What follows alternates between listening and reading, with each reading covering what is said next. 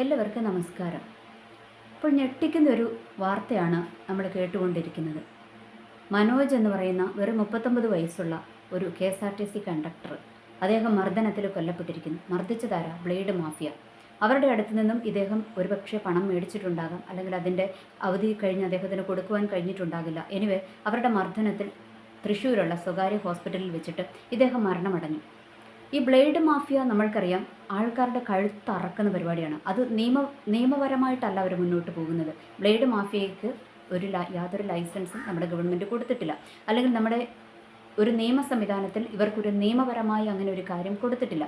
ഇവർ സ്വന്തം താല്പര്യങ്ങൾക്കനുസരിച്ചാണ് ഈ ബ്ലേഡ് മാഫിയകൾ പ്രവർത്തിക്കുന്നത്. നമ്മൾക്കറിയാം ആൾക്കാരുടെ ഗതികേട് കൊണ്ട് എങ്ങനെയാണ് ആൾക്കാർ ഈ ഗതികേടിൽ എത്തിച്ചേരുന്നത്. നമ്മൾക്കറിയാം, നമ്മളൊരു ബാങ്കുകളിലോട്ട് ചെന്ന് കഴിഞ്ഞാൽ ഇപ്പോൾ ഏറ്റവും ലേറ്റസ്റ്റ് ആയിട്ടുള്ളൊരു ന്യൂസായിരുന്നു മുദ്രാ ലോൺ കിട്ടും, സ്ത്രീകൾക്ക് കിട്ടും, അവർക്ക് കിട്ടും, ഇവർക്ക് കിട്ടും എന്ന് വെച്ചാൽ ഈടില്ലാത്ത വായ്പ ലഭിക്കും എന്നൊക്കെ പറഞ്ഞുകൊണ്ടാണ് ഭയങ്കര ഒരു ന്യൂസ് വന്നത്. ഓക്കെ, അത് നിലനിൽക്കുന്നുണ്ട്. എന്നാൽ അതിന് നമ്മളൊരു ബാങ്കിനെ സമീപിച്ച് ചെന്ന് കഴിയുമ്പോൾ എത്ര പേർക്ക് അത് കിട്ടുന്നുണ്ട്? മാനേജറുടെ ഹിതം പോലെ ഇരിക്കും, അതായത് ബാങ്ക് മാനേജറുടെ ഇഷ്ടം പോലെ ഇരിക്കും അദ്ദേഹം അത് കൊടുക്കണോ വേണ്ടയോ എന്നുള്ളത്. ആൾക്കാർക്ക് കിട്ടത്തില്ല. കാരണം ബാങ്കുകളിലോട്ട് ചെന്ന് കഴിഞ്ഞാൽ അവർ അല്ലെങ്കിൽ ഒരു സാലറീഡ് പേഴ്സൺ അങ്ങനെ എന്തെങ്കിലുമൊക്കെ നമ്മുടെ കയ്യിൽ അവർക്ക് തിരിച്ചടയ്ക്കുന്ന വിധത്തിൽ അല്ലെങ്കിൽ തിരിച്ച് കിട്ടുന്ന വിധത്തിൽ എന്തെങ്കിലുമൊക്കെ കണ്ടിട്ടുണ്ടെങ്കിൽ മാത്രമേ ഇവരെന്ത് ചെയ്യത്തുള്ളൂ, ലോൺ കൊടുക്കത്തുള്ളൂ. അല്ലെങ്കിൽ നമ്മുടെ സാലറി അക്കൗണ്ട് ഉണ്ടെങ്കിലൊക്കെ ഇവർ ലോൺ കൊടുക്കത്തുള്ളൂ. അല്ലെങ്കിൽ വീടിൻ്റെ ആധാരം അത് ഇതുമൊക്കെ നമ്മൾ അവിടെ വെച്ച് കഴിഞ്ഞാൽ ലോൺ കൊടുക്കത്തുള്ളൂ. അതുകൊണ്ട് ആൾക്കാർ ചെറിയ ചെറിയ ആവശ്യങ്ങൾക്ക്, അവരുടെ പെട്ടെന്നുള്ള ആവശ്യങ്ങൾക്ക് വേണ്ടി ഒന്നെങ്കിലും മക്കളെ പഠിപ്പിക്കുന്നതിൻ്റെ ഫീസ് കൊടുക്കാനാകാം, അല്ലെങ്കിൽ വാടക കൊടുക്കാനാകാം, അങ്ങനെ എന്തെങ്കിലും ആവശ്യങ്ങൾക്ക് വേണ്ടി ഇവർ ഓടി ആശ്രയിക്കുന്ന ഒരു ഇടമാണ് ഈ ബ്ലേഡ് മാഫിയകളുടെ കയ്യിൽ. അപ്പോൾ ഈ ബ്ലേഡ് മാഫിയ എന്താണ് ചെയ്യുന്നത്? ആൾക്കാരുടെ കഴുത്തറക്കുകയാണ് ചെയ്യുന്നത്. അവർ വല്ലാത്ത പലിശയാണ് ഇവർ മേടിക്കുന്നത്. ഇങ്ങനെ മേടിച്ചു, അപ്പോൾ അങ്ങനെ മേടിച്ചാണ് അത് കൊടുക്കാൻ ആ മനുഷ്യന് പറ്റാതിരുന്നത് കൊണ്ട് അദ്ദേഹത്തെ അവർ മർദ്ദിക്കുകയാണ് ചെയ്യുന്നത്. അപ്പോൾ നമുക്ക് ചോദിക്കാം, അവർ ആവശ്യമല്ലേ? അവരുടെ പൈസ ഇദ്ദേഹം മേടിച്ചിട്ടല്ലേ?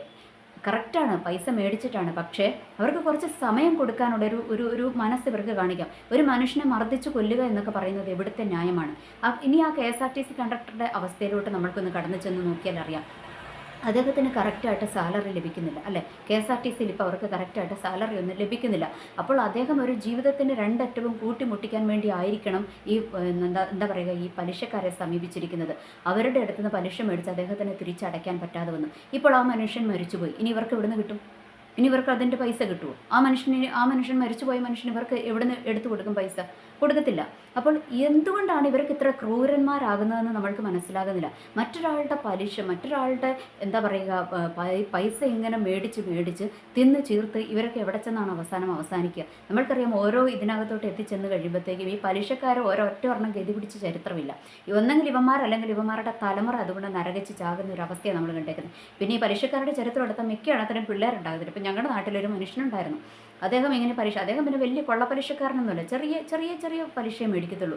എന്നാലും അദ്ദേഹത്തിൻ്റെ ചരിത്രം എടുത്തു നോക്കിയാൽ അദ്ദേഹത്തിൻ്റെ പിള്ളേരൊന്നുമില്ല, ഇയാളും കെട്ടിയോളും മാത്രമേ ഉള്ളൂ. വർഷങ്ങൾ ഇവരിങ്ങനെ ജീവിച്ചുകൊണ്ടിരിക്കുന്നു. ഒരു സുപ്രഭാതത്തിൽ നമ്മുടെ കൊറോണയോടൊക്കെ അനുബന്ധിച്ച് ഇദ്ദേഹം മരണമടഞ്ഞതിന് ശേഷം എന്താ പറ്റിയത്?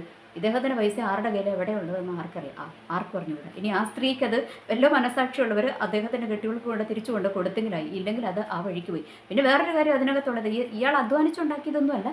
ഇയാൾ ഇങ്ങനെ പലിശ റോള് ചെയ്ത് ആ പലിശ ഇങ്ങനെ കിട്ടി അതിനകത്തുനിന്നൊക്കെ ഇങ്ങനെയാണ് ഇവരിങ്ങനെ ഈ എന്താ പറയുക, വലിയ സാമ്രാജ്യങ്ങൾ കെട്ടിപ്പൊക്കുന്നത്. പക്ഷേ ഈ മനുഷ്യൻ, ഇപ്പം ഞാൻ പറഞ്ഞ ഞങ്ങളുടെ നാട്ടിലുള്ള ആ മനുഷ്യനെ സംബന്ധിച്ചിടത്തോളം അദ്ദേഹം ഒത്തിരി കൊള്ള പലിശയൊന്നും മേടിക്കത്തുണ്ടായിരുന്നില്ല. അദ്ദേഹം ചെറിയ പലിശയാണ് മേടിച്ചുകൊണ്ടിരുന്നത്. എന്നാൽ ഈ ബ്ലേഡ് മാഫിയകളിലോട്ടൊക്കെ വന്നു കഴിയുമ്പോൾ അവർ ഭയങ്കര പലിശയാണ് മേടിക്കുന്നത്. ഇവർ ഈ പലിശ അടച്ച് തന്നെ ഈ ആൾക്കാരുടെ ഒരു വിധത്തിലുള്ള സമ്പാദ്യം മുഴുവൻ തീർന്നു പോകും എന്നുള്ളതാണ് ഇതിനകത്തെ ഒരു വലിയ കഥ എന്ന് പറയുന്നത്. കാരണം അതിൻ്റെ പേരിൽ തന്നെയുണ്ട് ബ്ലേഡ് മാഫിയ. ഇവർ നമ്മളുടെ കഴുത്തറക്കുന്ന പലിശയാണ് ഇവർ മേടിക്കുന്നത്. എനിവേ, എന്തായാലും ആ ഒരു മനുഷ്യൻ്റെ അവസ്ഥ എന്ന് പറയുന്നത് കഷ്ടം തന്നെയാണ്. അദ്ദേഹം KSRTC ഡ്രൈവറാണ്. അദ്ദേഹത്തിന് കറക്റ്റായിട്ട് ഇവർ ശമ്പളം കൊടുത്തിരുന്നുവെങ്കിൽ, ഗവൺമെൻറ് കറക്റ്റായിട്ട് അദ്ദേഹത്തിന് പൈസ കൊടുത്തിരുന്നുവെങ്കിൽ ഈ ഒരു ദുരവസ്ഥ അദ്ദേഹത്തിൻ്റെ ജീവിതത്തിൽ ഉണ്ടാകുമായിരുന്നില്ല. ബാക്കി എല്ലാത്തിനും ദൂർത്തടിക്കാൻ, അത് ഏത് ഗവൺമെൻറ് ആകട്ടെ, ഏത് ഗവൺമെൻറ് വന്നാലും ബാക്കി ദൂർത്തടിക്കാനൊക്കെ പൈസയുണ്ട്. എന്നും KSRTCക്കാണ് ഈ പണി കിട്ടുന്നത്. ബാക്കിയുള്ളവർക്ക് നമുക്കറിയാം, ഗവൺമെൻറ് എംപ്ലോയീസിന് ഈ കഴിഞ്ഞിടയ്ക്ക് 1 ദിവസം 2 ദിവസം എങ്ങാണ്ട് അവർക്ക് സാലറി മുടങ്ങിയപ്പോഴത്തേക്കും ഉണ്ടാക്കിയ കോലാഹലമൊക്കെ നമ്മൾ കണ്ടതാണ്, അല്ലേ? അവർക്ക് അത്ര ബുദ്ധിമുട്ടാണ്. അപ്പോൾ ഈ മാസങ്ങളായിട്ട് ഇങ്ങനെ സാലറി കിട്ടാതിരിക്കുന്ന നമ്മുടെ KSRTCക്കാരുടെ അവസ്ഥ ഭയങ്കര ശോചനീയം തന്നെയാണ്. അപ്പം അവരുടെ ഒരു അവസ്ഥയിൽ അവർക്ക് അവരുടെ കാര്യങ്ങൾ നടക്കണം. അപ്പോൾ അതിനുവേണ്ടിയാണ് ഈ ബ്ലേഡ് മാഫിയയെ സമീപിക്കുന്നത്. അപ്പോൾ ഇവരാണ് ഇങ്ങനത്തെ പരിപാടി ഒപ്പിക്കുന്നത്. നമ്മൾക്കറിയാം ഇപ്പോൾ പേഴ്സണൽ ലോൺ, ആ ലോണ്, ഈ ലോൺ എന്ന് പറഞ്ഞിട്ട് ഒത്തിരിയുണ്ട്. അപ്പോൾ ഇവന്മാരെല്ലാം ഒരു വിധത്തിലല്ലെങ്കിൽ മറ്റൊരു വിധത്തിൽ ഇങ്ങനെ കൊള്ള പലിശ മേടിച്ച് ആൾക്കാരുടെ ജീവിതം ഒരു വിധത്തിൽ പൊറുതി മുട്ടിച്ച് കളയുകയാണ്. മറ്റൊരു വിധത്തിൽ പറഞ്ഞാൽ ആൾക്കാർക്ക് ഈ ബാങ്കുകാരെ ലോൺ കൊടുക്കാത്തത് കൊണ്ടും അല്ലെങ്കിൽ വേറെ മുന്നോട്ടൊരു ഗതി ഇല്ലാത്തത് കൊണ്ടും ആൾക്കാർ ഈ ബ്ലേഡ് മാഫിയകളെയും ഇതുപോലെയുള്ള സ്വകാര്യ ലോൺ ഏജൻസികളെ സമീപിക്കും എന്നുള്ളതാണ് ഇതിനകത്തെ മറ്റൊരു സത്യം. അപ്പോൾ ഗവൺമെൻറ് ഇതിനൊക്കെ ഒരു അറുതി വരുത്തേണ്ടത് അത്യാവശ്യമാണ്. നമ്മൾക്കറിയാം രമേശ് ചെന്നിത്തല ആയിരുന്ന സമയത്ത് അദ്ദേഹം 2014 ഇവർക്കെതിരെ ഓപ്പറേഷൻ കുബേര എന്ന് പറഞ്ഞിട്ടൊരു നിയമമൊക്കെ കൊണ്ടുവന്ന് കുറേ കൊള്ളപ്പലിശക്കാരെയൊക്കെ പിടിച്ച് അകത്തിടുകയൊക്കെ ചെയ്തു. പക്ഷേ ഇപ്പം അവർ വീണ്ടും നിർബാധം ഇങ്ങനെ അഴിഞ്ഞാടുകയാണ്.